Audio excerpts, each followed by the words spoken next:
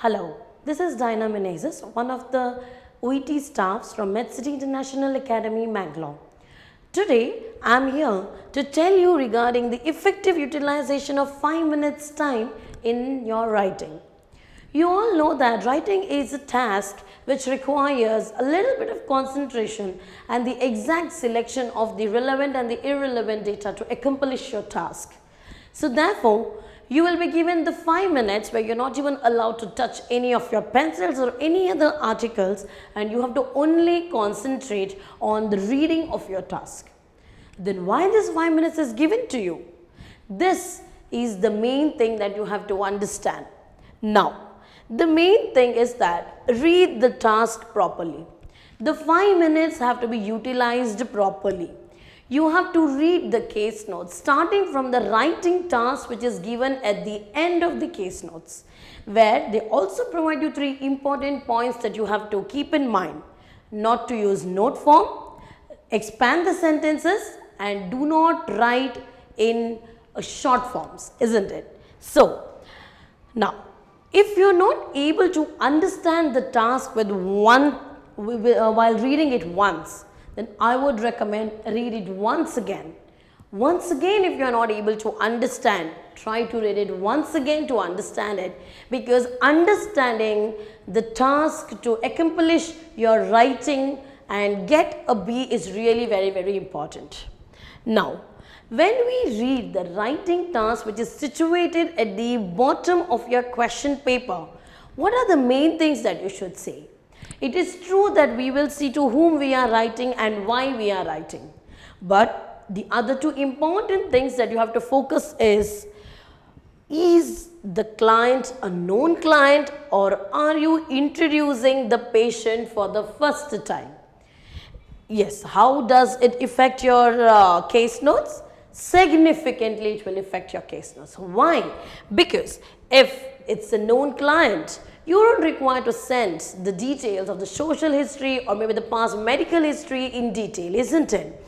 But when you're introducing a patient for the first time, the reader of your letter requires to know each and everything that will help him to do that particular action for which you have written the letter for, isn't it? Now, the second important thing that you have to see is the profession of the reader. Just imagine that you are writing for a dermatologist, or maybe you are writing for a neurologist. When we are talking about the dermatologist, the patient has acne.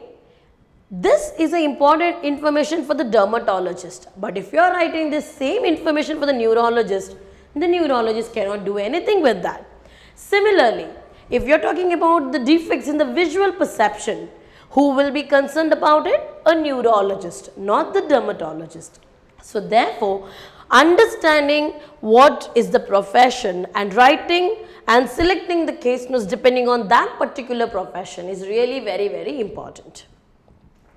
Now, I would recommend that when they say that your 5 minutes is over, just don't rush to write your letter.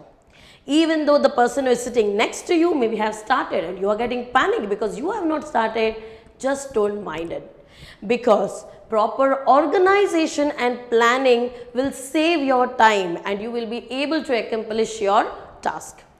Now, when the 40 minutes that is given to you, 40 minutes is not only to write the task but is to proofread the task. In those first 5 minutes, when your 5 minutes are over, and when the examiner gives you a signal that you can start writing, I would say just concentrate on these things.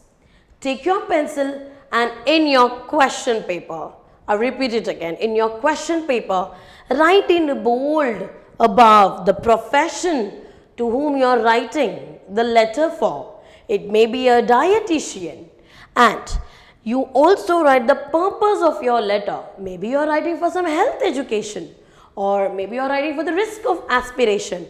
Now, depending upon to whom you are writing to and what is the purpose of your letter, you are supposed to do these 3 important steps. What are these 3 important steps? The first thing is the selection of the nurse's notes or the case notes that is given to you. What do you mean by the selection? Selection is nothing but the comprehension of your stimulus. That means selection of the case notes. That is selection of the relevant or irrelevant data. We can also say it as the important and the unimportant data. Whatever is given in the question paper is not required to be sent. So therefore, you have to select, you have to think and select to whom you are writing for. Once this particular selection is over, then I would say the next important step is organizing your data. The selected data from the case notes has to be organized depending upon the situation. The main goal of framing the paragraphs is to keep the paragraph single themed. So therefore, one situation in one paragraph, another situation in another paragraph. For example, if we are talking about something that is happening in the school, only write about the school in one paragraph, and if something is happening at home, you have to separate and write that information in the next paragraph. Try not to mix the two datas. And here it is also important to understand the main issue and the secondary issue. Main issue, this is the problem that is causing the secondary issue. It may be a scenario where the patient has come with a fracture, but the patient is living alone since 25 years. Now, living alone since 25 years is becoming a problem because of the recent fall that happened that has led to the fracture. So, the fracture is the cause which is leading to another problem, that the patient is living alone and is not able to take care of himself. So, that's why the fall and the fracture becomes the main issue and living alone becomes the secondary issue. This is how we have to organize our data. The last step is the transformation of the data. Why it is called as transformation and not transformation or transferring the data? Transferring is just picking up the particular things from the case notes, putting a is, was, has, his name or something, and then you write down in the letter. That's not what OET people are looking for. They want you to transform. Transform is paraphrasing. When we say paraphrasing, the particular meaning of that particular thing is kept the same, whereas it is presented in a different way. For example, if I say that the patient is smoking 10 to 12 cigarettes every day, then this particular information can be transformed. Transformed how? You can say that the patient is smoking in excess, or you can also say that the patient is a heavy smoker. So, you see, here we have kept the meaning same, but the way of presentation is different. So, similarly, this is the transformation. Once you are okay with all these steps, then my suggestion is start writing. If you are well organized with these things, then I will really guarantee you that you will be able to finish your task within 40 minutes as well as to proofread the letter within those 40 minutes time, and you will be able to accomplish your task successfully. Thank you for watching this video. For more information, please do visit us at Medcity International Academy, Mangalore. Always happy to help you.